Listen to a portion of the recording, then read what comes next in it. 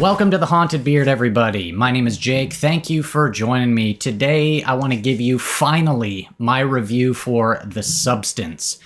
This is a horror and really dark comedy film that stars Demi and Margaret Qualley and is directed by Coralie Fargeat, I think is how you pronounce her name. This is a film that was high on my anticipation list, one of my most anticipated movies of the year. Got some really good buzz coming out of the Cannes Film Festival earlier this year, and when the film finally came out in theaters, the reviews were largely very positive, some people even calling it the best horror film of the year so far. I was also a pretty big fan of Fargeat's directorial debut, Revenge. I think that's a really good film, and I quite enjoyed it.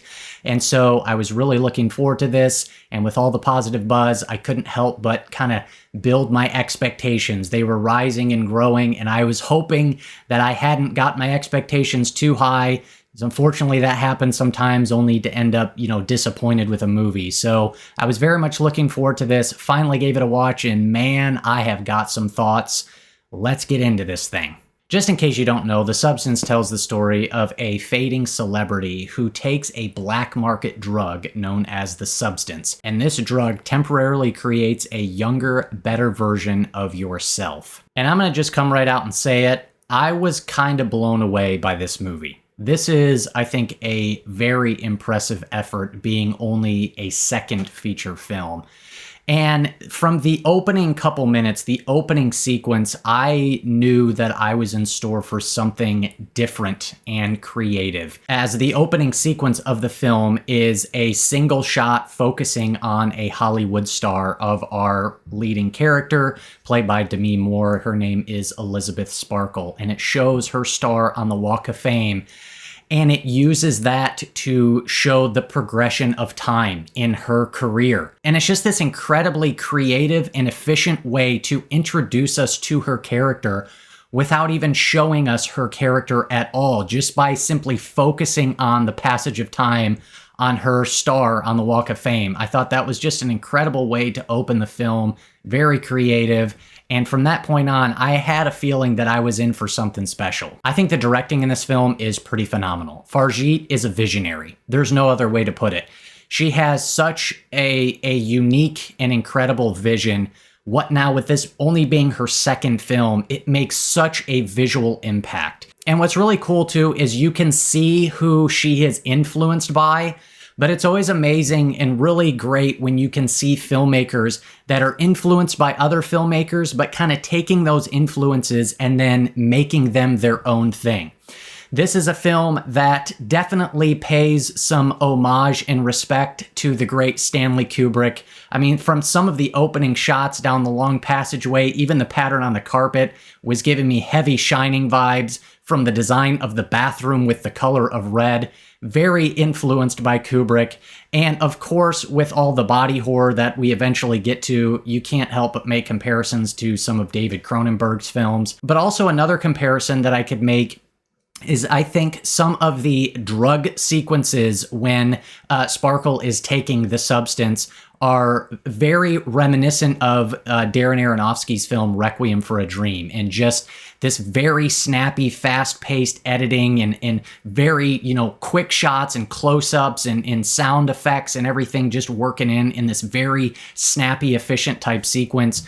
That, there's a lot here that she is clearly influenced by, but it's amazing what she's able to do to kind of take some of those influences and then ultimately give us a very unique product of her own. And some of the imagery in this movie, man, it leaves such an impact.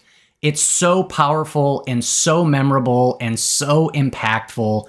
Man, food has never looked so gross. The food in this movie is absolutely disgusting looking. The way she films food and how she presents food in this movie is pretty crazy and seriously disgusting. Of course, there's the, I would say, borderline famous scene now with Dennis Quaid eating the shrimp. That's absolutely disgusting. There's another crazy scene later on with a chicken leg that I won't forget anytime soon. And man, she just has this way with capturing these images that leaves such an impact. And it's not just the images themselves, it's also the way she just films sequences and how they are edited and put together that really stand out. There's a scene later on in the film where she is cross-cutting between two scenes simultaneously, where Sue is doing her aerobic session on her TV show, and then Sparkle is in the kitchen making food. And man, the cross-cutting between the aerobics and then the food is wild. And my explanation of it obviously doesn't even remotely do it justice.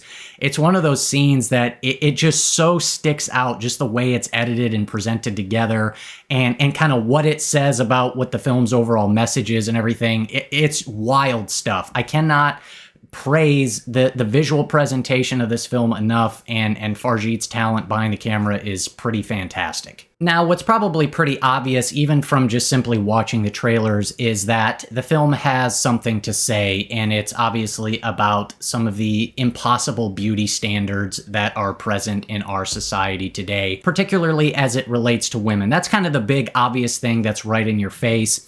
And as heavy-handed as the commentary is in this, which 99% of the time I'm not much of a fan of, the way it handles it, I think, works because the film is also darkly comedic and very satirical. And so because it has that dark comedic edge to it, I think it works with how heavy-handed and kind of in-your-face the message is with this movie, to where it made me laugh. You know, it didn't take itself too seriously. It does it in an entertaining and darkly humorous way, while also being really horrific at the same time. And so I thought how the film handled the tone and how it used that tone to say what it was trying to say, I thought it worked quite well. I also think the film has something to say, obviously, about self-esteem and self-image, but also about like pursuing a hedonistic lifestyle and looking at us as individuals and what are we searching for? What are we finding our meaning or fulfillment in life? And how,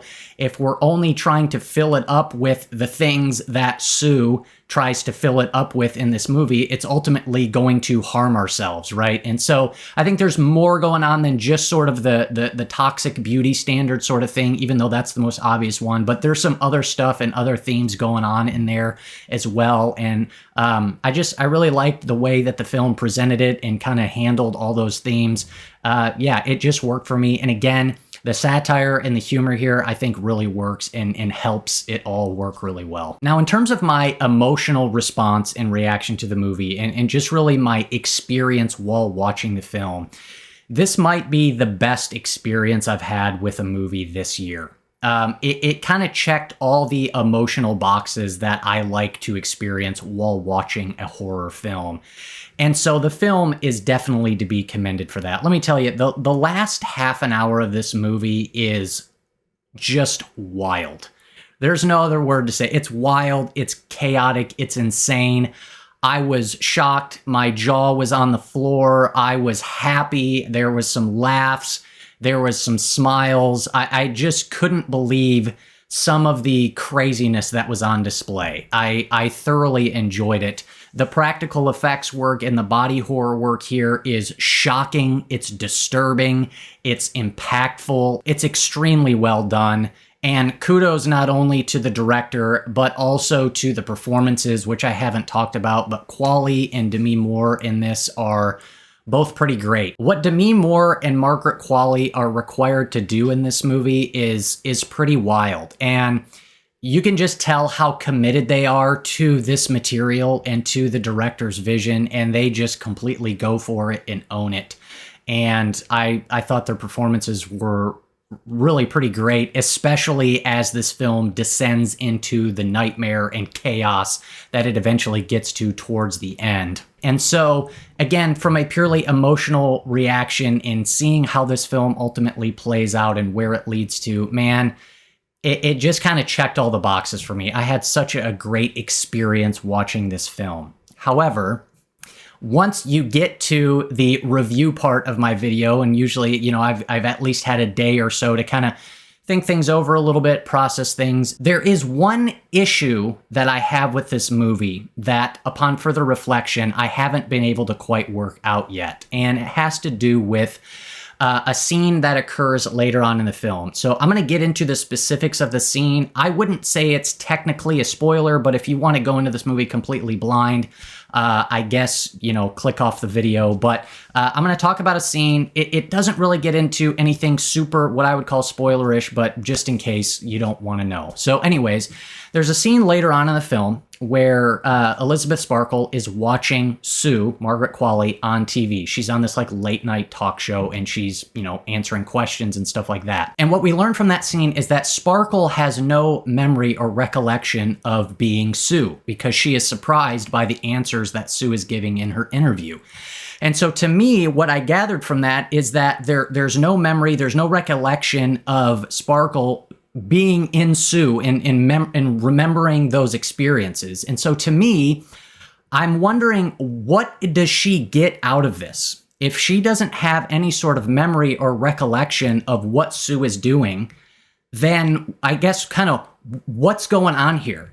One thing that we learn according to how this drug works is that they are supposed to be one. Well, that scene to me seems like there's some sort of separation that's occurring to where if she doesn't remember any of this, then what is the appeal of her continually turning back into Sue and going through life that way as this, young, beautiful woman kind of thing. So that was one issue that I had, a bit of a plot hole potentially, and maybe there's something that the movie does that explains it that I just missed, but I would be curious to know. If you have an answer to that question, please let me know if this film explained it and maybe I just missed it. But that was one thing I was like, that doesn't quite work. I feel like there's some sort of disconnect here that the film didn't really explain that. So that was really my only issue with the movie. There's a couple other minor nitpicks I could bring up, but I'm not even really going to get into it because it doesn't really matter all that much. But look, overall, this is a film that I was very impressed with. I cannot wait to see what Coralie does next with her next film. I hope we don't have to wait like 7 years for it. So overall, my grade for this, and depending on if I get an answer to that question or watching it again, it could change. I'm going to go a 9. I'm going to go 9 out of 10 for The Substance. I really had a great experience and a great time watching this. I think it is a pretty impressive effort. So hit me up down below like always. Would love to hear your thoughts on this one. That's all I got for you. Thank you so much for watching. If you got anything out of this video, you know what to do. Do not click that subscribe button unless you want to be haunted by the beard.